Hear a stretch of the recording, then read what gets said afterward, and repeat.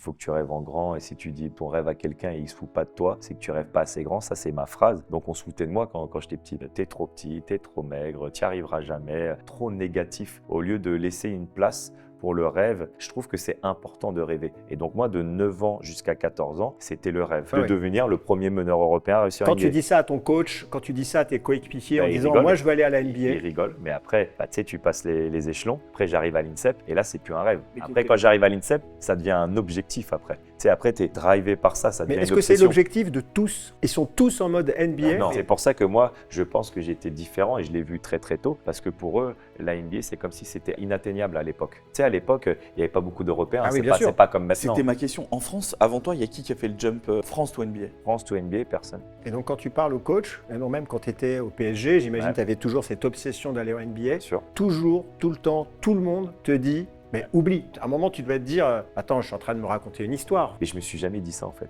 Je me suis dit que moi je croyais en mon truc et j'étais en mode tu sais quoi, je vais travailler et je vais être discipliné puis je vais montrer aux gens qu'ils ont tort en fait.